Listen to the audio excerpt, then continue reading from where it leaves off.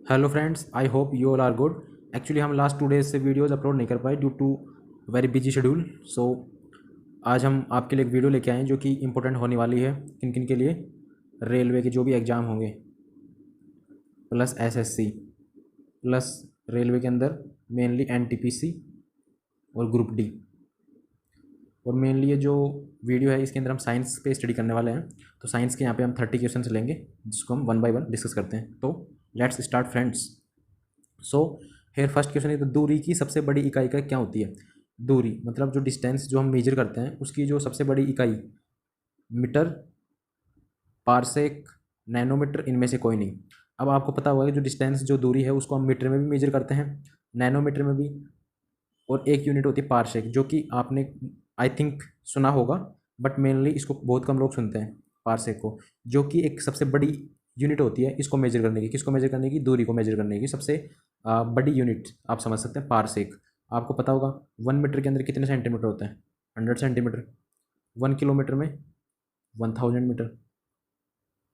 Okay, so unit भी आप ध्यान रख सकते हैं यहाँ पे। सो अब सेकंड क्वेश्चन की तरफ आते हैं। तो बस के रुकने पर आगे की ओर गिरना किस नियम का उदाहरण है? कितना इंटरेस्टिंग अच्छा क्वेश्चन है यहाँ पे कि अपन जब भी ट्रैवल करते हैं तो आप सबने नोटिस किया होगा कि जब हम बस में बैठते हैं सीट पे, तो जैसे वो ब्रेक अप्लाई करता है तो हम आगे की तरफ मूव होते हैं।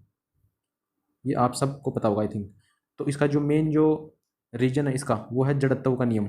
इसकी वजह से देख रहे हो साइंस के नियम। साइंस एक्चुअली साइंस है, बहुत इंटरेस्टिंग सब्जेक्ट है, इसको अच्छे से पढ़ोगे तो। उत्सर्जन तंत्र की इकाई क्या होती है? नेफ्रॉन। तो यहाँ पे जो उत्सर्जन तंत्र है इसकी जो, ये एक्चुअली वन लाइन क्वेश्चन है, इनको आपको लर्न करना पड़ेगा। लर्न करने के अलावा we have no other option, so you can directly learn from here. So its answer is the nephron. Fourth one is the PH पैमाना किसने दिया था? वेरी गुड, पीएच पैमाना सोरे नसन नाम के पर्सन थे, उन्होंने ये पीएच पैमाना दिया था। और आप बता सकते हैं कि जो अपन पानी जो पीते हैं, अपना जो वाटर जो हम यूज़ करते हैं, इसका जो पीएच कितना होता है? इसका पीएच होता है 7। ओके फ्रेंड्स, इसका जो पीएच है वो 7 होता है।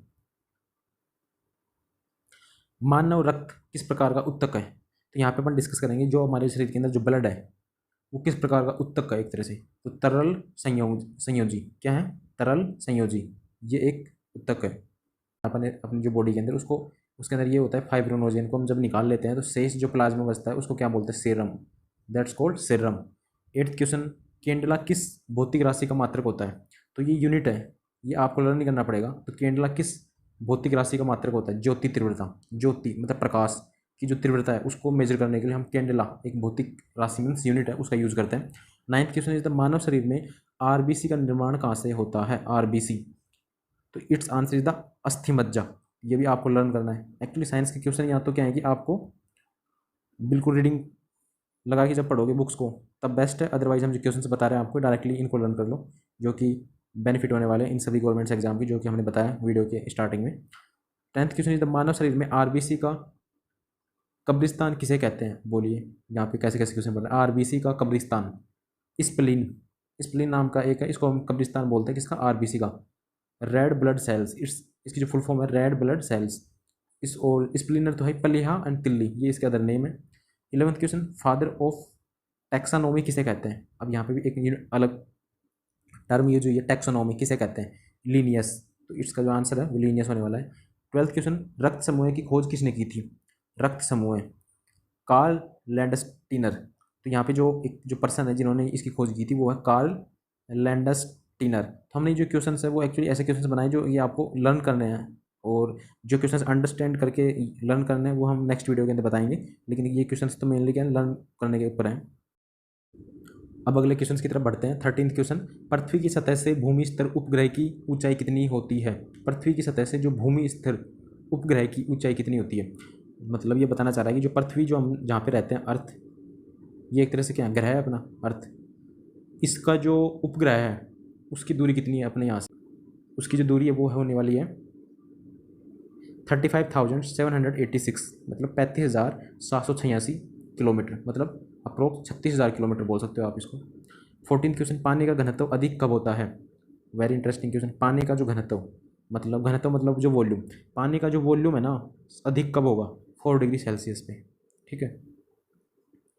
15th क्वेश्चन, ध्वनि की स्पीड किससे मापी जाती है? अब जो साउंड मतलब जो हम शादी के अंदर जो डीजे बजाते हैं या जो हम बोलते हैं या कोई भी दूसरी चीज़ की कोई भी जो साउंड हमें सुनाई देता है उसकी जो स्पीड को यदि मुझे मापना है तो उसके लिए जो मैं यहाँ पे जो इंस्ट्रूमेंट यूज़ करूँगा वो मैक क्या करूँगा मैक MACH नाम की एक डिवाइस है वो यूज़ की जाती है।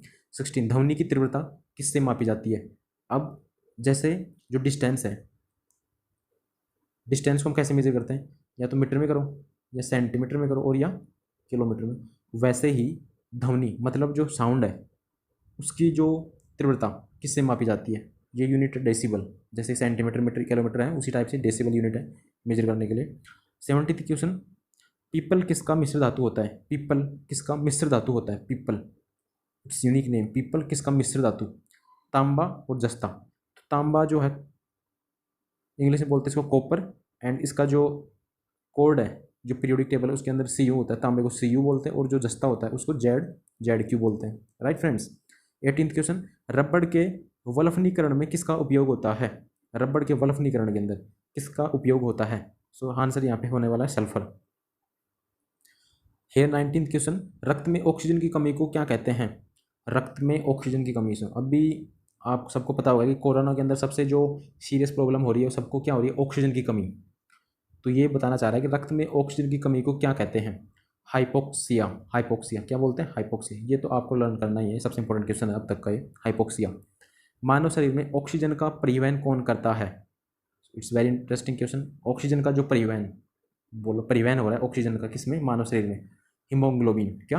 हीमोग्लोबिन। ये एक अपने परिवहन की तरह रोल करता है ऑक्सीजन के लिए से मानव शरीर में। शरीर में रक्त बैंक का कौन सा अंग, शरीर में रक्त बैंक का काम, सो हेयर शरीर में रक्त बैंक का काम कौन सा अंग करता है? तो यहाँ पे जो आंसर है वो है तिल्ली। क्या? तिल्ली।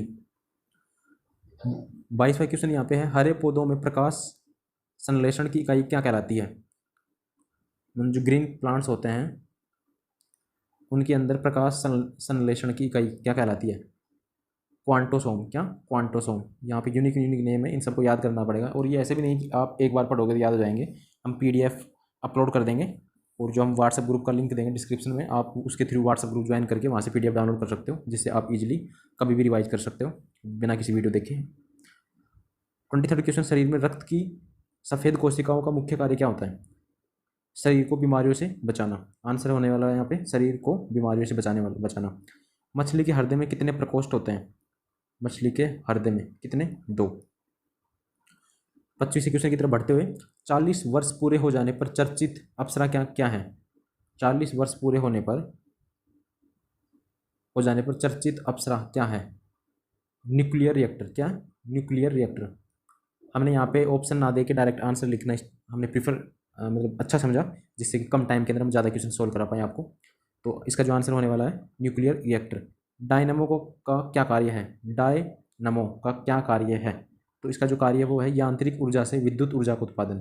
यांत्रिक ऊर्जा से विद्युत ऊर्जा का, यांत्रिक ऊर्जा से विद्युत ऊर्जा का मतलब किसी दूसरी चीज़ से विद्युत बनाना, जैसे पानी से बिजली बनाते हैं, समझ रहे हो ना आप? तो वैसे ही यांत्रिक ऊर्जा से विद्युत ऊर्जा का उत्पादन। 28वें क्वेश्चन की तरफ हम बढ़ रहे हैं, समुद्र के किनारे उगने वाले वृक्षों में वार्षिक वलय क्यों नहीं होते? तो इसका जो आंसर होने वाला है वो है कि क्योंकि यहाँ की जो जलवायु में स्पष्ट भिन्नता नहीं होती। मतलब ऐसा लगता है कि जो जलवायु है वो मतलब सेम ही है पूरे साल।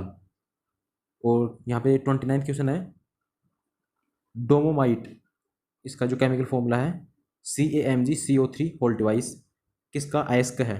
कैल्शियम और मैग्नीशियम। ये भी आपको लर्न करना होगा। खट्टे फलों में कौन सा विटामिन पाया जाता है? Vitamin C। यहाँ पे जो आंसर है vitamin C। So I hope you like this video. So यदि आपको ये वीडियो पसंद आई है तो चैनल को सब्सक्राइब एंड वीडियो को लाइक कीजिए और अपने दोस्तों को बताइए कि ये चैनल के बारे में, जिससे कि उनको भी नॉलेज मिले। So thank you.